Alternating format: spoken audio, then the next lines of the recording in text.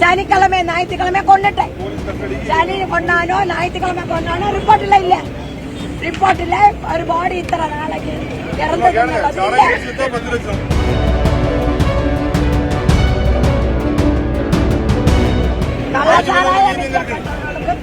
10 லட்சம் ஒரு பயல அடிச்சு கொண்ட அந்த குடும்பமே அதம்பதிச்சு போன ஒண்ணே கிடையாது.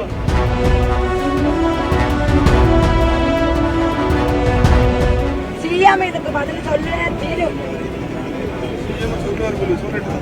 எங்களுக்கு நேரடியா வந்து சொல்லண்டா, எங்களுக்கு செல்லிலையும் டிவிலையும் போட்டா போரும்.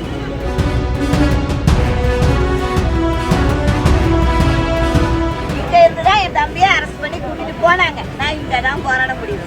என்ன வந்து எல்லாரும் பாக்கட்டு, நான் தப்பு பண்ணல, நான் இழந்துட்டு நிக்கேன்.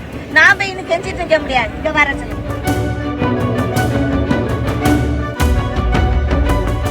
இஷ்டத்துக்கு அடிச்சு கொன்னுக்கிட்டு செத்தாச்சு பாடியா வாங்கிட்டு போ அப்படி சொன்ன முடியாது.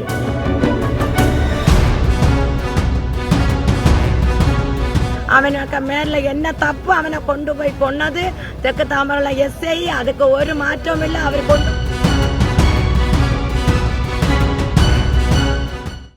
35 வயசு என் பிள்ளைய அடிச்சு கொன்னதுக்கு எனக்கு நீதி வேணும். வேற ஒரு இடத்துல இப்படி நடக்க கூடாது.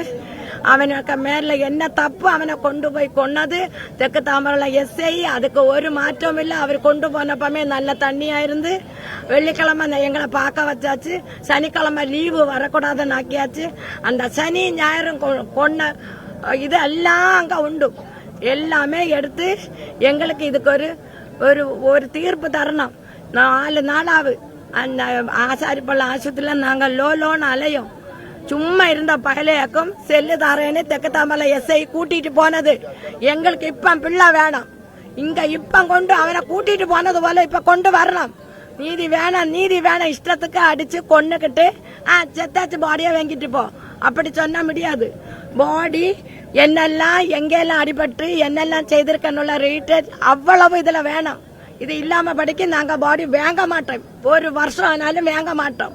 நீதி வேணும்.